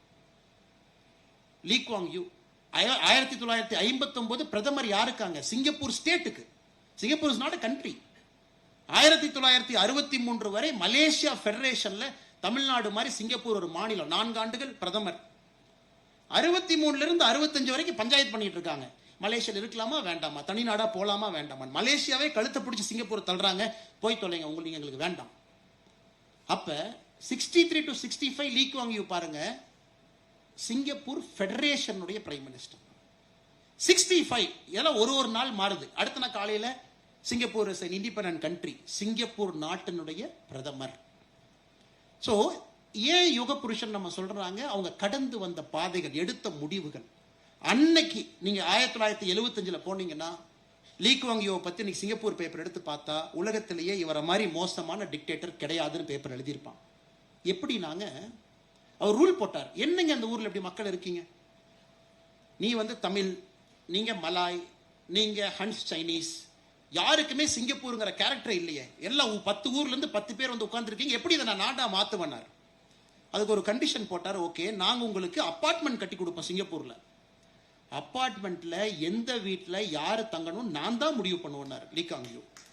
எல்லாரும் ஆச்சரியம், என்னையா அது, வீடு கட்டி கொடுத்துட்டு போ, அது என் பணத்துல தானே வீடு கட்டுற. ஓகே, அவர் சொன்னாரு, இந்த வீடு 1 தமிழ்காரன் நீ தங்கிக்க, வீடு நம்பர் 2 மலேசியாக்காரன் நீ தங்கிக்க, வீடு நம்பர் 3 சைனீஸ்காரன் நீ தங்கிக்க. சோ எந்த ஃப்ளோர்லயும் பாத்தீங்கன்னா அந்த இனத்தை சார்ந்தவங்க ஒருத்தருக்கு மேல இருக்க முடியாது. அப்ப எல்லாரும் யோசிச்சாங்க, என்னடா அது, நான் தமிழ்ல பேசிட்டு இருக்கேன், ஹான்ஸ் சைனீஸ் அவங்க, மலாய் அவங்க. அப்ப லீ குவாங் யூ சொன்ன இங்கிலீஷ்ல பேசு, இங்கிலீஷ் தான் நம்முடைய லாங்குவேஜ், எல்லாம் இங்கிலீஷ்ல பேசு. சோ இந்த மாதிரி 1970 80 காலகட்டத்தில் தான் சிங்கப்பூர் உருவாக்குனாருங்க. இந்த மாதிரி everything by harsh. Public smoking first, smoke பண்ணாதீங்க. Second fine. Third public beating, குச்சி வச்சு அடிப்பாங்க போலீஸ்காரன்.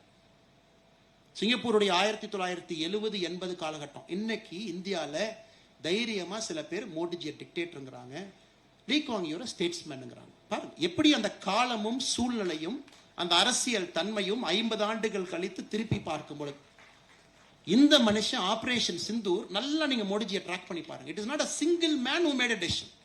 Cabinet committee on security daily சாயந்தரம் அந்த போட்டோவை நம்ம பார்ப்போம்.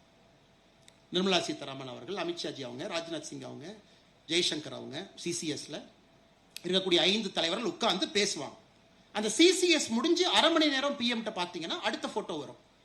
முப்படை தளபதிகளை கூப்பிட்டு பேசிட்டு இருப்பார், அவங்க எல்லாம் உட்கார்ந்து பேசிட்டு இருப்பாங்க. எல்லாமே தினமும் இந்த போட்டோ பிரைம் மினிஸ்டர் போட வேண்டிய அவசியம் இல்லை. நாட்டு மக்களுக்கு ஏன் போடுறாருன்னா, பயப்படாதீங்க, எனக்கு வந்து கன் பத்தி எல்லாம் தெரியாது, எனக்கு எந்த மிசைல் நம்பர்லாம் எனக்கு தெரியாது, எனக்கு எந்த ரக வெப்பனை யூஸ் பண்ணணும்னு எனக்கு தெரியாது, தெரிஞ்சவங்களோட நான் பேசிக்கிட்டே இருக்கேன், நீங்க கவலைப்படாதீங்க மெசேஜ் நம்ம கொடுக்குறோம். இதை விட அதனாலதான் நம்ம இந்த தலைவர்களை பொறுத்தவரை 2 வகையாக பிரிப்போம். Peace time leaders, war time leaders. War டைம்ல ஜெயிச்சவங்க பீஸ் டைம்ல தோப்பாங்க. Winston Churchill classic example. War டைம்ல ஜெயிச்சிட்டார், அதுக்கப்புறம் நடந்த தேர்தலில் தோத்தாச்சு. ஏன்னா மக்கள் ஏத்துக்கல. வார் டைம்ல ரொம்ப கொடுமைப்படுத்திட்டியா நீ, ரேஷனே கொடுக்கல, சைரன் அடிச்சா வீட்டுக்குள்ள போய் ஒளிஞ்சுக்கணும்னு ரொம்ப பண்ண நீ. ஸோ எக்ஸ்ட்ரீம் மெஷர்ஸ்ல வின்ஸ்டன் சர்ச்சில் எடுத்தார், ஏன்னா லண்டனை காப்பாற்றணும். ஆனா வார் டைம்லயும் ஜெயிச்சு பீஸ் டைம்லயும் ஜெயிச்ச ஒரு தலைவர் இஸ் a கான்ஸ்டிடியூயன்ட் தலைவர். அது மோடி அவங்கள பாரு. அதனாலதான் அந்த ஒரு நாள் போட்டோ நமக்கு நம்பிக்கை கொடுப்பதற்காக இந்த கேபினெட்ல இருக்கிற 5 பெஸ்ட் மைண்ட்ஸை கூப்பிட்டு நான் பேசினேன் பாருங்க. 6 மணி போட்டோ, 7 மணிக்கு ஆர்மி சீஃப்ல அவங்க பிரீஃப் பண்ணாங்க. சேட்டலைட் பிக்சர்ஸ் இருக்கு, இன்டெலிஜென்ஸ் இருக்கு, அவங்க சொல்றாங்க, அதுவும் கேட்டேன் பாருங்க. அதன் பிறகு எதிர்கட்சி நண்பர்கள் அவங்க எல்லாம் கூப்பிடுறாங்க. சரி, நீ பல நேரம் திட்டிட்டு இருந்தாலும் பரவாயில்ல, நல்ல யோசனை இருந்தா நீங்களும் சொல்லுங்க, நீங்க சொல்றதையும் கேட்கிறேன்.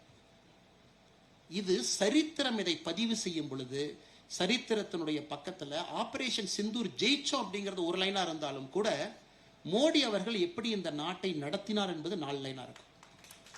எல்லா அப்போசிஷன் லீடர் யாரா இருந்தாலும் வந்து சொல்லுங்க, எதா இருந்தாலும் கதை சொல்லுங்க, கேட்கிறோம்.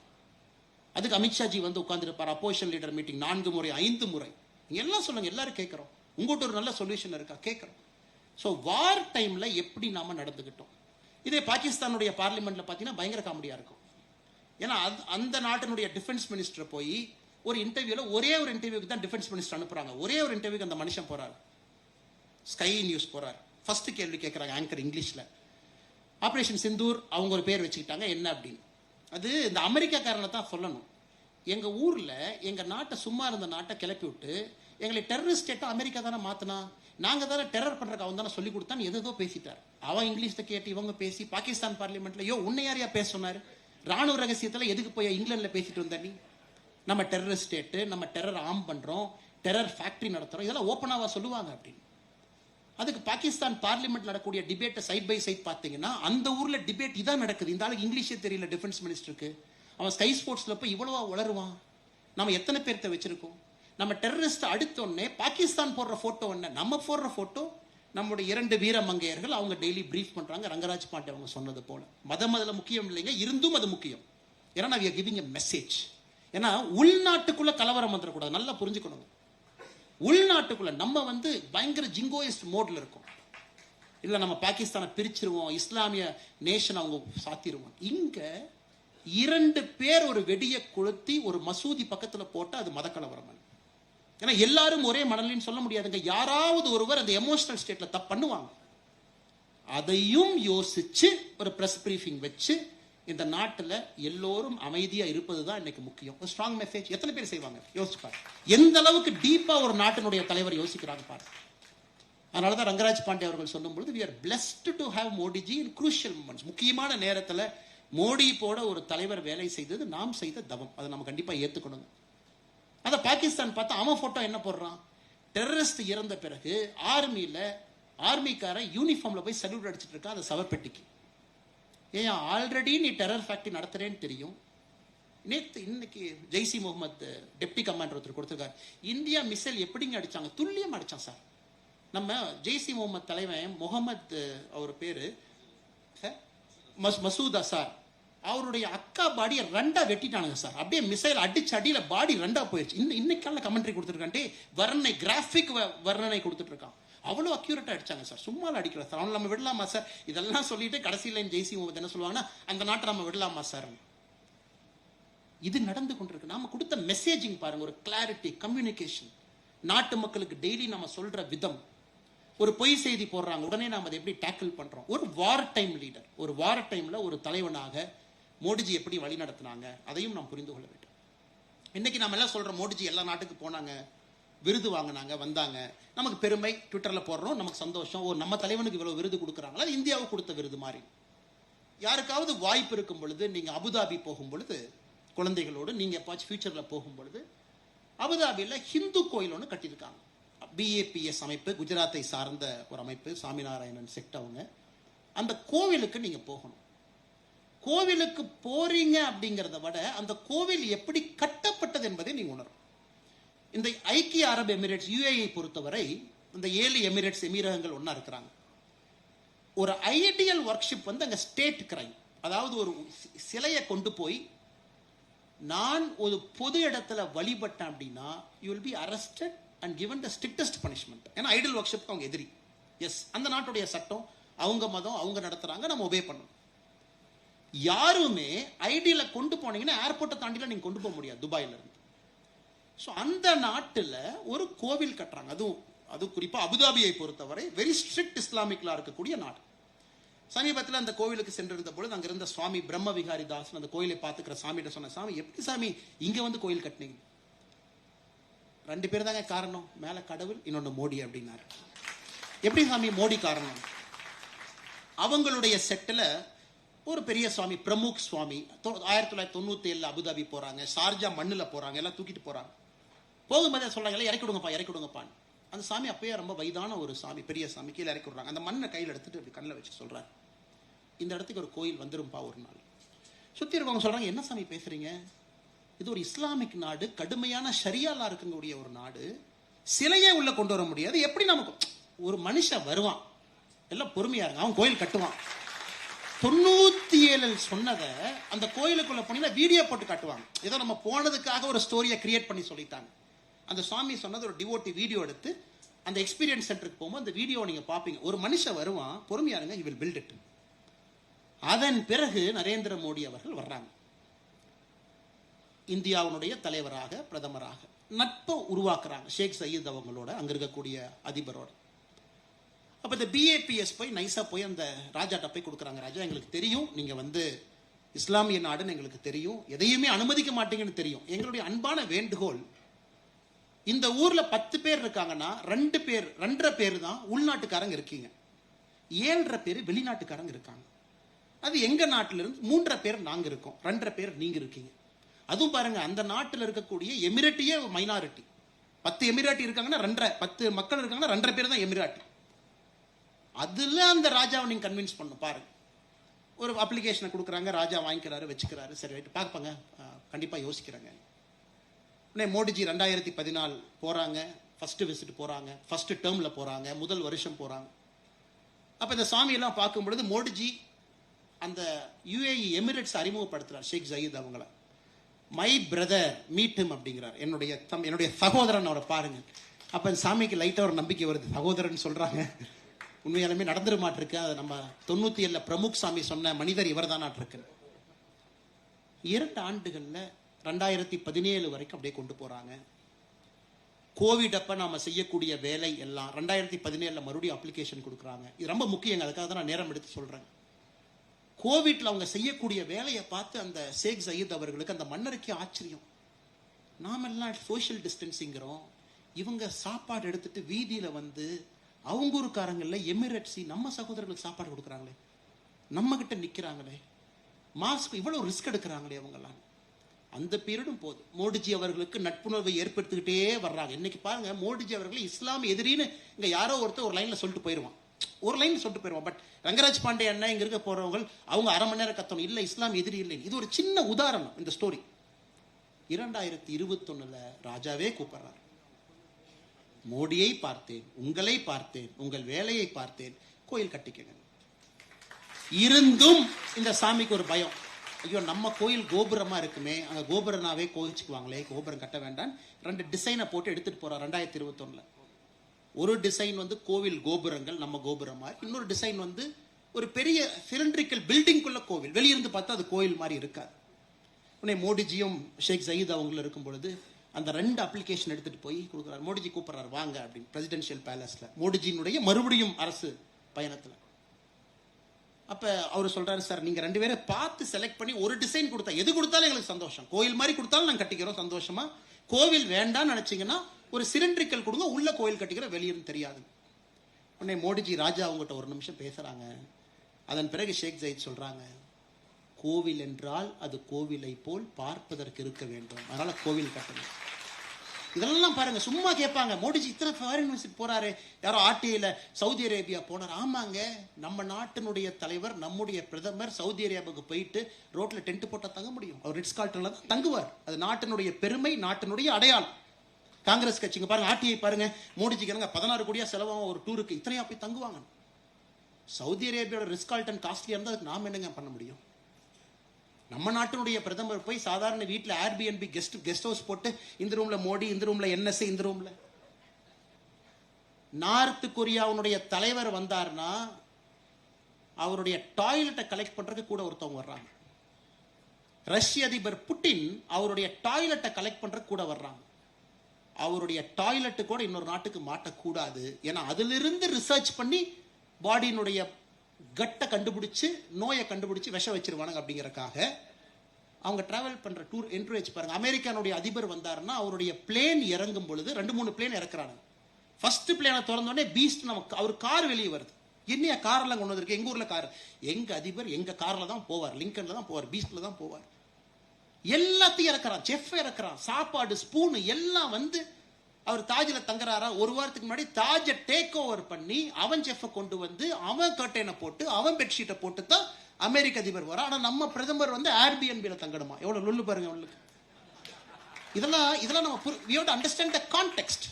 ஒரு வேர்ல்டு லீடர் ஆன பிறகு அவர்களுக்கு பிரச்சனை இருக்கத்தான் செய்யும்.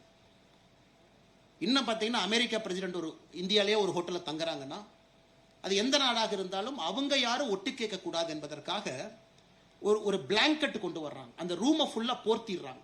ஸோ எந்த எலக்ட்ரானிக் இன்டெலிஜென்ஸும் உள்ள வேலை செய்யக்கூடாது என்பதற்காக ஒரு பிளாங்கெட் கவருக்குள்ள தான் அவங்க மீட்டிங்கை நடத்துறாங்க. எவ்ரி திங் கம்ஸ் ஃப்ரம் தேர். அந்த லெவலுக்கு ஜியோ பாலிடிக்ஸ் போயிட்டு இருக்கு.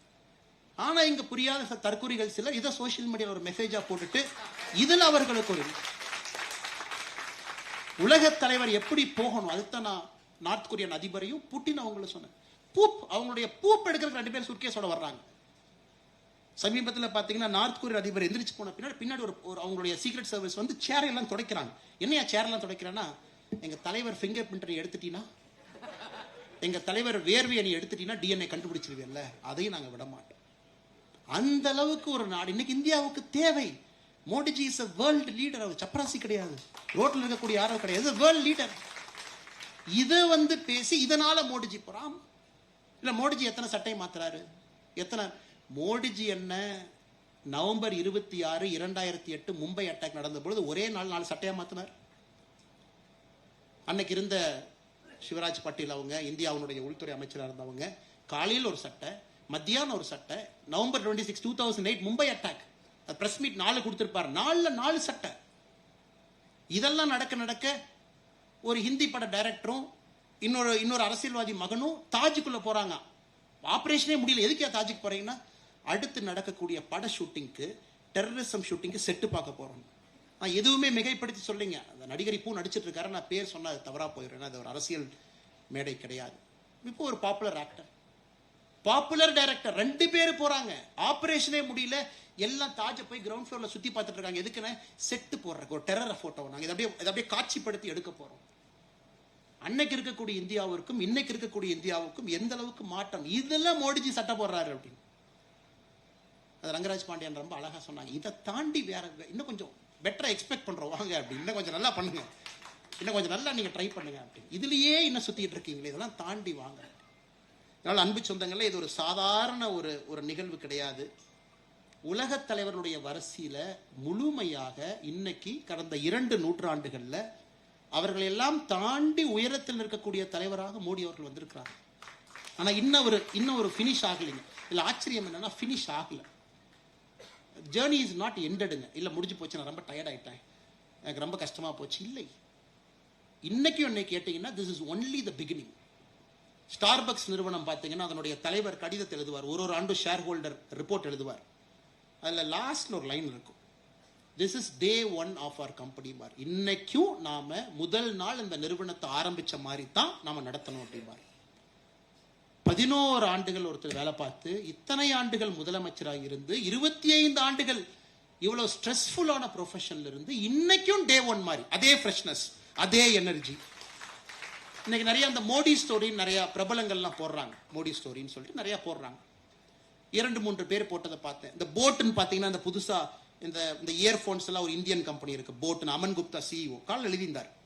எங்களெல்லாம் மோடிஜி டீம் பிரான்ஸுக்கு கூப்பிட்டாங்க, அங்க பிசினஸ் கவுன்சில் மீட்டிங் இருக்கு, வாங்க. நாங்களும் போனோம். பிரான்ஸ்லயே காலையில இறங்குனது 2 மணி 2 AM, 6 மணிலேருந்து வரிசையா மீட்டிங். ஈஃபில் டவர்ல நைட்டு 12 மணிக்கு ஃபயர் கிராக்கர் டிஸ்பிளே. அது வரைக்கும் அபிஷியல் என்கேஜ்மெண்ட். என்னால முடியல. ஈஃபில் டவர்ல இருந்து நேரா ரூமுக்கு தலைவலிக்குதுன்னு ஒரு மாத்திரையை போட்டு படுத்து தூங்கிட்டு, காலையில பொறுமையா ஒரு 9 மணி நேரம் செஞ்சு செல்போனை பார்த்தா மோடிஜி துபாயில் இருக்காரு. அடுத்த நிகழ்ச்சி ஷேக்கோட கைக்கு ஷேக் பண்ணிட்டு இருக்காரு. அவர் கூட தான் நாங்களும் பின்னாடியே தான் போனோம். இத்தனைக்கு நிகழ்ச்சியில பங்கேற்றவங்க நாங்களாம் கூட போற கெஸ்ட். இன்னைக்கு இந்த மாதிரி ஒருத்தர் எழுதி இருக்கிறாங்க அவருடைய தனிப்பட்ட அனுபவம் மோடிஜிட்ட. மோடி ஸ்டோரி அப்படிங்கிறது. சின்ன மனிதர், பெரிய மனிதர், அவரோட அரசியல்ல பழகினவங்க, ஜனசங்கத்தில் இருந்தவங்க, பாரதிய ஜனதா கட்சியில பயணம் செய்பவர்கள், எமர்ஜென்சி காலகட்டத்தில் இருந்தவங்க, ஸ்போர்ட்ஸ் ஸ்டார் விஸ்வநாதன் ஆனந்த் அவங்க இன்னைக்கு எழுதியிருக்காங்க.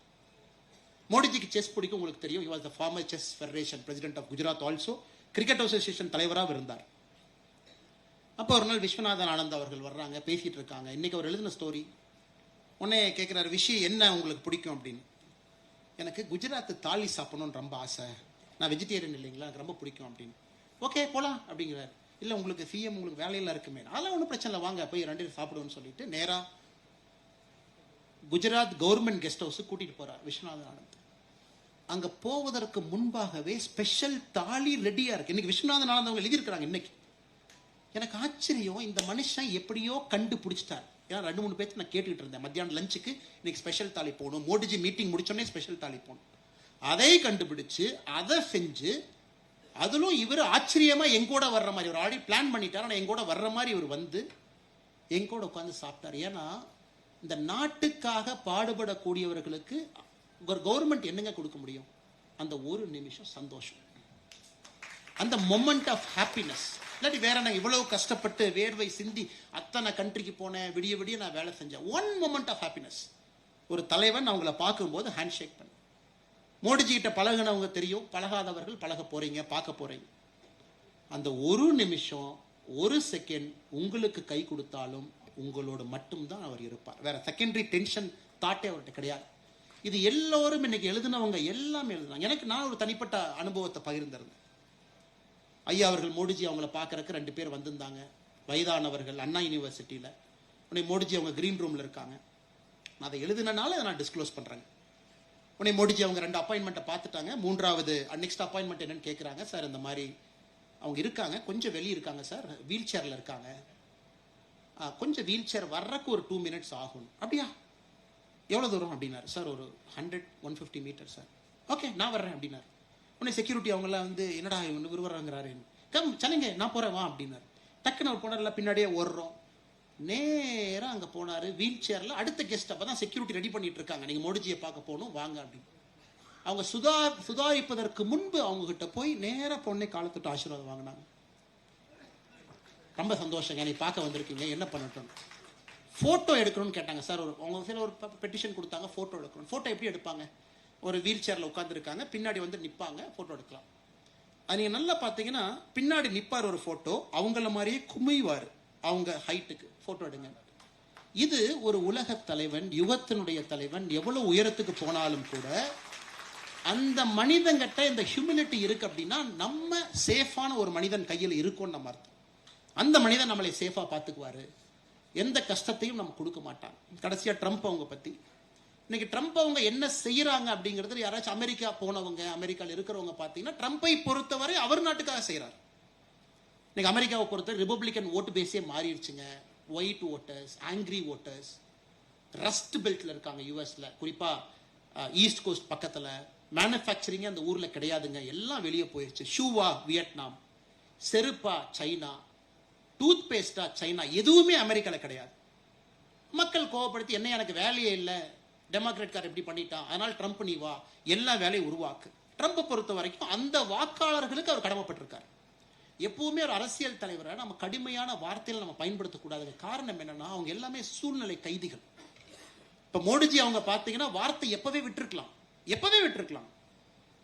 அதுவும் அவருடைய ட்ரம்போட ட்ரேட் அட்வைசர் பீட்டர் நவரோன்னு ஒருத்தர், அவர் பயன்படுத்தக்கூடிய வார்த்தைகள் பார்த்தீங்கன்னா யாராக இருந்தாலும் நம்ம அருவாள் எடுத்துட்டு போய் 2 வெட்டிட்டு வந்துடலான்னு தோணும். ஒரு ட்வீட்டை பார்த்தா, என்னையா இப்படி எழுதுறேன் எங்க நாட்டை பத்தி, நான் ஏதோ பிச்சைக்காரங்க மாதிரியா ட்வீட் எழுதுறேன். அது எவ்வளவு கூலா காமா அவரு புரிஞ்சுட்டார். ஓகே, இது உங்க பேஸ், இது உங்க பிரச்சனை, ஃபைன், அதுல இருந்து நீங்க வர்றீங்க, இது ஏன் நாடு, இது என் பிரச்சனை, நான் இங்கிருந்து நான் வர்றேன். 2 பேரும் மீட் பண்ணி பேசுவோம். நீங்க எங்களைய பத்தி கடுமையான வார்த்தைகள் பயன்படுத்துனீங்க அப்படிங்கறதுக்காக நான் கடுமையான வார்த்தையை, it's a classic game in diplomacy. ஒரு டிப்ளமசில நேத்து மோடிஜி அவங்க போட்ட ட்வீட் பாருங்க, இவ்வளவு சண்டை போயிருச்சு, எதுவுமே மோடிஜி அவங்க பேசல. ட்ரம்ப் அவங்க 5 நாளைக்கு முன்னாடி ட்வீட் போடுறாரு, இந்தியாவோட எங்களுக்கு ட்ரேட் ஒப்பந்தம் முக்கியம். மோடிஜி திரும்ப ரீட்வீட் பண்ண உடனே, ஆமா ரொம்ப சந்தோஷம் என் அன்பு நண்பர் ட்ரம்ப் அவர்களே, எங்களுக்கும் இந்த ட்ரேடு முக்கியம் தான், செஞ்சிருவோம் அப்படி. நேத்து ட்ரம்ப் அவர்களாகவே மோடிஜிக்கு தொலைபேசியில் கூப்பிட்டு உங்களுடைய 75வது பிறந்த நாள் வாழ்த்து நான் சொல்ல வேண்டும் என்று ட்ரம்பே நேத்து கூப்பிடுறாரு. நான் ட்ரேடு பண்ணணும். இன்னைக்கு மோடிஜி சொல்றேன் நாங்களும் தயார், ட்ரேடு பண்ணுவோம் வாங்க அப்படின்னு. ஒரு ட்ரம்ப் அவ்வளவு ஈஸியா அசைச்சு பார்க்க முடியாதுங்க, அவ்வளவு ஈஸியா அசைச்சு பார்க்க முடியாது. சைனா தடுமாறிட்டு இருக்காங்க. இப்ப சைனாவுடைய பேச்சுவார்த்தைகள் பார்த்தீங்கன்னா ஜெர்மனி, வேறு வேறு மத்திய நாட்டில் நடந்துகிட்டு இருக்கு ட்ரேடு பேச்சுவார்த்தை. அவ்வளவு ஈஸியா ஏன்னா ட்ரம்போட சீட்டுக்கு அந்த பவருங்க. $32 trillion, இந்தியாவை விட 8 மடங்கு பொருளாதார வலிமை, 6 ஏர்கிராஃப்ட் கேரியர் எங்க வேணாலும் சுத்திக்கிட்டு இருக்கு, powerful military in the world. அவன் சிப்பை ஸ்டாப் பண்ணா அடுத்த நாள் காலையில் செல்போன் மேனுஃபேக்சர் பண்ண முடியாது. அவங்கிட்ட டெக்னாலஜி இருக்கு, வேர்ல்ட்ஸ் பெஸ்ட் கம்பெனி இருக்கு, ஏஐ இருக்கு, எல்லாம் வச்சிருக்கான். ஆனாலும் தன்மானத்தை விட்டு கொடுக்காம அமைதியாக மோடி பேசுறத பாருங்க. எல்லாம் சரண்டர். ஜப்பானுடைய பிரதமர் ரிசைன் பண்ணிட்டார் போன வரையும். நேர அக்ரிமெண்ட், ஜப்பான் போகணும், ட்ரம்போட போகணும். எப்படி அக்ரிமெண்ட் போட்டாங்க? ஜப்பானுடைய பழைய பிரதமர், ஒன்றும் பிரச்சனை வேண்டாம், நீங்கள் நானும் எல்லாம் ஓகே ரெடி பண்ணிக்கலாம், $800 பில்லியன் அமெரிக்காவில் இன்வெஸ்ட் பண்ணிடுறோம், கொஞ்சம் ட்ரேடை கொஞ்சம் பார்த்து பண்ணி கொடுங்க. இன்னைக்கு ஜப்பான்ல எப்படியா நீ போய் $800 பில்லியன் இன்வெஸ்ட் பண்ணணும் எப்படியா சொல்லலாம்? இல்லை பிரச்சனையே ரிசைன் பண்ணிட்டாரு, நீ விட்டுங்கப்பா, அடுத்த பிரதமர் ஒருத்த வான். இந்த ட்ரம்பினுடைய ட்ரேடு டேரிஃப்ல உலக அரசியலை மாறிட்டு இருக்கு. UK politics has changed. நிறைய அரசியல் மாறிடுச்சு, எந்தெந்த நாடுகள் மாறிடுச்சு. சைனா குளறுபடி எப்படி உங்களை டீல் பண்ணலாம்? Vietnam is in problem. பாகிஸ்தானை பொறுத்தவரைக்கும் அங்க என்னங்க இருக்கு? ஒண்ணுமே இல்லை. ரிலையன்ஸ் இண்டஸ்ட்ரீஸ்னுடைய லூஸ் சேஞ்ச் தான் பாகிஸ்தானுடைய எக்கானமி. Loose change. ரிலையன்ஸ் இண்டஸ்ட்ரியினுடைய லூஸ் சேஞ்ச். ரிலையன்ஸ் நிறுவனத்தை எடுத்துக்கங்க. உலகத்தினுடைய 86வது பெரிய பொருளாதார நிறுவனம். ஒரு குவார்ட்டருக்கு 20,000 கோடி ப்ராஃபிட் பண்றாங்க. வருஷத்துக்கு 2.5 லட்சம் கோடி ரெவென்யூ பண்றாங்க. இந்தியாவுடைய மொத்த பட்ஜெட்ல 4% அவங்க கொடுக்குற டாக்ஸ். பாகிஸ்தான் எக்கானமியை போய் கூகுள் பண்ணி பாருங்க. அது ரிலையன்ஸ் இண்டஸ்ட்ரியினுடைய லூஸ் சேஞ்ச். அது அவ்வளவுதான். ஸோ அவன் என்ன பண்றான், எப்பா நமக்கு என்ன வந்தாலும் லாபம், நம்மகிட்ட என்ன இருக்கு, ஒன்றும் இல்லை. நேராக அந்த ஃபீல்டு மார்ஷல் போறார் பாகிஸ்தானுடைய மிலிட்ரி. சார் என்ன சார் வேணும்? நோபல் பிரைஸ்க்கு நாங்கள் ரெக்கமெண்ட் பண்றோம். எதுக்கு பாகிஸ்தான் ரெக்கமெண்ட் பண்றாங்கன்னு அவங்களுக்கே தெரியல. நாங்க ரெக்கமெண்ட் பண்றோம். அடுத்து பாகிஸ்தானுடைய பிரைம் மினிஸ்டர் அவரு போறார். என்ன வேலை எடுத்துக்கங்க. பாகிஸ்தான்ல ஆயில் இருக்கிறத பாகிஸ்தான்காரனே நம்ப மாட்டான். இந்த இட்லிக்கு சட்னின்னு சொன்னா சட்னியை இட்லியை நம்பாது. ட்ரம்ப் சொல்றாரு பாகிஸ்தான்ல அவ்வளவு ஆயில் இருக்கு. பாகிஸ்தான்காரனே முடிக்கிறான். இத்தனை ஆயில் இருந்தா நாங்க ஏன் பிச்சை எடுத்துட்டு இருக்கோம், எப்பவே முன்னேறி இருப்போமே. அந்த கட்டுக்கதையை பாகிஸ்தான்காரனே நம்புறான். ஓ ஆயில் இருக்க மாட்டதா இருக்கு, எங்கேயோ சொல்றானுங்க. அப்ப உன் நாட்டுல ட்ரில் போடுற வரைக்கும் உனக்கு தெரியாது, நீ ஒரு நாட்டை நடத்திட்டு இருக்க. நீங்க நல்லா உத்து பார்க்கணும். ஜியோ பாலிட்டிக்ஸ் ரொம்ப க்ளோஸ் ஆப். அதுல விட்டு கொடுக்காம கனடா போறாரு. கனடாக்கார் எத்தனை அந்த பிரசிடென்ட் நம்மளை அவமானப்படுத்தினார். எதுவுமே பண்ணலையே. உலக தலைவர் எப்படி ட்ரம்ப் மோடி அவங்க இருந்தாங்க. அவமானப்படுத்திக்க ஒன்றும் பிரச்சனை இல்லை. ஆனா அடுத்த எலெக்ஷன்ல தோத்து போயிருவீங்க. நாங்க எங்க பாட்டுக்கு தான் இருப்போம். அடுத்த எலெக்ஷன் தோத்து புது தலைவர் வந்தார். முதல்ல நட்பே இந்தியா தாயா, முதல்ல இந்தியாவுக்கு மஸ்ட் இந்தியாவுக்கு கூப்பிடியா பிரைம் மினிஸ்டர். அவங்களே சொன்னாங்க நாங்க எங்க அம்பாசிடர் மாத்திக்கிறோம், நீங்க நேம் சேக் ஏதோ பண்ணணும்ல. எங்க அம்பாசிடர் எப்பவுமே ஃபர்ஸ்ட் பாத்தீங்கன்னா சமாதானத்துக்கு போகும்போது யாராச்சும் ஒருத்தரை மாத்தினா தான் சமாதானம் மாதிரி இருக்கும். சரி எங்க அம்பாசிடர் மாத்திரம், உங்க அம்பாசிடர் மாத்துங்க, எல்லாம் சூப்பர் சமாதானம், அப்படியே போலாம். பழையபடி பழைய நிலைமைக்கு இந்தியா கனடா போயிடுச்சு. அவ்வளவு குற்றச்சாட்டுகள் வச்சாங்க. இதற்கு முன்பு இருந்த அதிபர் பதவியும் இல்லை, கட்சி தலைவரும் இல்லை, எல்லாம் போச்சு. அவருக்கு இன்னைக்கு தனி மனிதனா இருக்காரு. அதை எப்படி மோடிஜி டீல் பண்ணாருன்னு பாருங்க. ஒன்லி அமைதி, எதுவுமே பேசல. அங்கிருந்து ட்ரம்ப் கூப்பிடுறாரு, அப்படியே நீங்க கனடா வந்துட்டீங்க, அப்படியே அமெரிக்காவுக்கு வந்துட்டு அப்படியே போட நல்லா இருக்கும். பிஎம் சொல்றாரு சாரிங்க, நாளைக்கு ஒரிசா பீகார்ல மக்களை பார்க்கணும், டேட் கொடுத்துட்டேன், வர முடியாது, தப்பா நினைச்சுக்காதீங்க, தொலைபேசியில பேசுவோம். நேரா பிஎம் இங்க வர்றார்.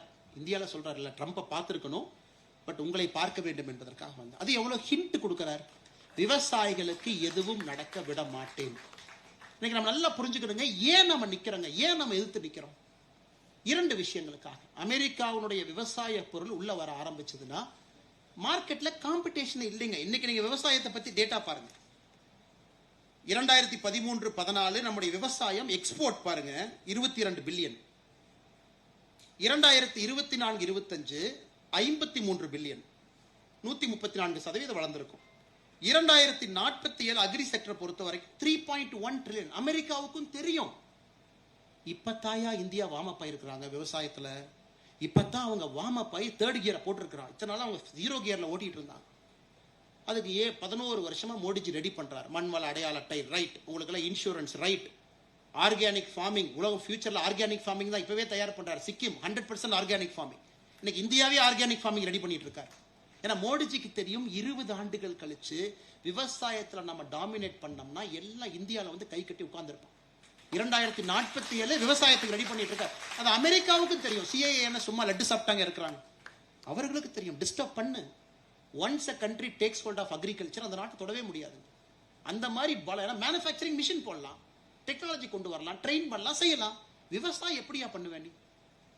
அதை நோக்கி போகும்போது யுஎஸ் விவசாயத்துல தயவு செஞ்சு என்ன விவசாயத்தை எனக்கு கொடு. மோடிஜி முடியாதுங்கிறார். நேற்று நம்முடைய பிஎல் சந்தோஷ் அவங்க சொன்னாங்க, பஞ்சாப்ல இருந்து ஒரு 4 விவசாயிகள் பாரதிய ஜனதா கட்சி அலுவலகம் டெல்லிக்கு வர்றாங்க. கீழே இல்லைங்க நாங்க யாராச்சும் ஒரு பெரிய தலைவர் உள்ள பார்க்கணும். அவங்கள பிஜேபி கட்சிக்காரங்களே இல்லை. அங்கிருந்து நம்ம ரிசப்ஷன்ல இருக்கவங்க எல்லாம் பிஎல் சந்தோஷ் அவங்க இருக்கிறாங்க, அவர் தான் இன்னைக்கு இருக்கிறாங்க, போய் பாருங்க தேசிய தலைவர் இல்லை. சரி பிஎல் சந்தோஷ் அவருக்கு ஆட்சி, பஞ்சாப்ல இருந்து 4 விவசாயிகள் நம்மளை பார்க்கணும், கட்சிக்காரர் இல்லை ஆனா பார்க்கணுங்கிறாங்களே. நேத்து சொன்னாருங்க பிஜேபி மீட்டிங், 4 பேரும் பிஎல் சந்தோஷ்ஜி அவங்க ரூமுக்கு வர்றாங்க. வணக்கம்ங்க, வணக்கம் அப்படின்னு. ஐயா நாங்க உங்களை பாராட்ட வந்தோங்க ஐயா, மோடிஜி எங்களால் பார்க்க முடியாதுன்னு எங்களுக்கு தெரியும், உங்க மூலமா பாராட்டு மோடிஜி கொடுக்கலாம். எதுக்குங்க ஐயா அப்படின்னு கேட்கிறாரு. ஐயா என்ன எதுக்குன்னு கேக்குறீங்க? விவசாயத்துக்காக ஒரு மனுஷன் ட்ரம்ப் எதிர்த்து நிக்கிறாரு, விவசாயி நான் பாராட்டினா யாருங்க ஐயா மோடியை பாராட்டுவார்? இது போன்ற நல்லவர்கள் இருக்கும் வரை மோடிஜியை அசைத்து பார்க்க முடியாது. அசைத்து பார்க்கறதெல்லாம் யோசிக்கவே முடியாது. ஏன்னா அவரை கொஞ்சம் நெருக்கமாக பார்த்தவர்கள், அவருடைய அரசியலை புரிஞ்சவங்க, வெரி டீப் திங்கருங்க. அவர் இன்னைக்கு சத்தியமா நான் சொல்றேங்க, 2034 தேர்தலை பத்தி தான் சத்தியமா யோசிப்பார். 29 யோசிக்க மாட்டார், அங்க யோசிச்சுட்டு இருப்பார். 2034னா 18 வயசு. அவன் இன்னைக்கு தான் 2006 தான் பிறந்திருப்பாங்க. அவன் எப்படி யோசிப்பான்? ஜென்ஜி. இன்னைக்கு நம்ம சொல்றோம் நேபாள், கடைசி ஒரு 2 நிமிஷம் முடிச்சிடுறேங்க. நேபாள் போராட்டம், ஆர்ப்பாட்டம், இன்னைக்கெல்லாம் ரிசர்ச் பண்ணிருக்கேன் நியூயார்க் டைம்ஸ். ஏன் போராட்டத்திற்கு 1 வருஷத்துக்கு முன்னாடி என்ஜிஓக்கு வந்த பணம் 130% சராசரியா உயர்ந்திருக்கு. ஒரு 4 என்ஜிஓ டார்கெட் பண்றாங்க. நீ தாண்டா பணம் உங்களுக்கு வந்துச்சு, எப்படா வந்து சொல்லு. 130% எப்படி அவங்களுக்கு பணம் வந்து சொல்லு. பங்களாதேஷ் போராட்டத்திற்கு முன்பு என்ஜிஓக்கு பணம். நம்மாலு 2018 என்ஜிஓ கதையை முடிச்சுட்டு அடுத்து போயிட்டார். அவரை எப்ப திங்கிங் பாருங்க, ஐயோ நீ என்ஜிஓ மூலமா தான் நீ வருவ. எத்தனை காலம் இந்த டகால்ட்டிய டெவலப்பிங் நேஷன், குளோபல் சவுத் நேஷன்ல என்ஜிஓ வச்சா நீங்க டகால்ட்டி பண்ணிட்டு இருக்கீங்க. நாங்க 2018 ஃபெரால கிளியர் பண்ணிட்டு போயிட்டாச்சு.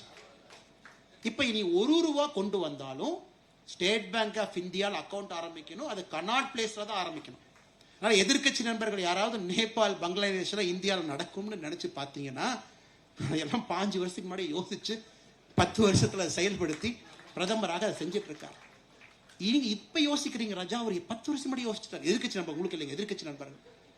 எனக்கு இந்தியாவில் ஒரு என்ஜிஓ $1 பெற வேண்டும் என்றால் ஸ்டேட் பேங்க் ஆஃப் இந்தியா வங்கியா இருக்கணும், கனாட் பிளேஸ்ல அது இருக்கணும், ஒரே ஒரு வங்கியா இருக்கணும். அதுக்குள்ள மட்டும்தான் $1 வரும்.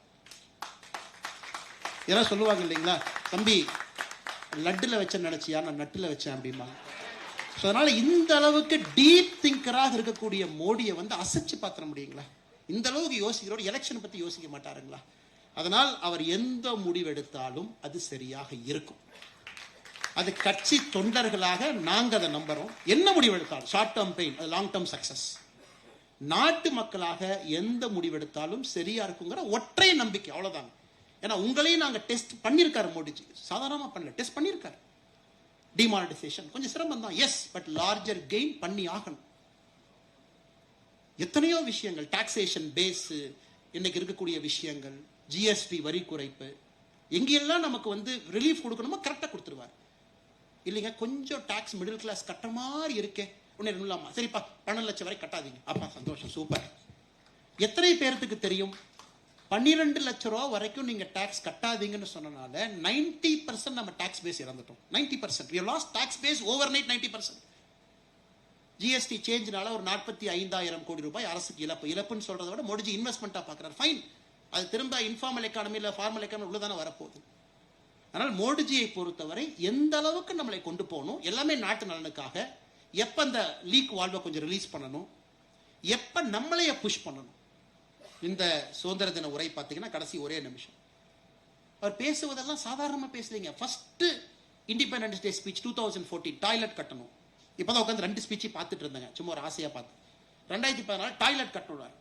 2025 ஜெட் இன்ஜின் பில் பண்ணுங்கிறாரு. ஐயா சாமி, என்ன 11 வருஷத்துல மாத்திட்டீங்க. 2015 ஸ்வச்ச பாரத், 1000 நாட்கள்ல இந்தியாவுடைய கடைசி கிராமத்திற்கு கரண்ட், அதை சொன்னவர் இன்னைக்கு ஃபர்ஸ்ட் சிப் நம்ம செய்யணுங்கிறார். இது சாதனை இல்லைங்களா? இது மாற்றம் இல்லையா?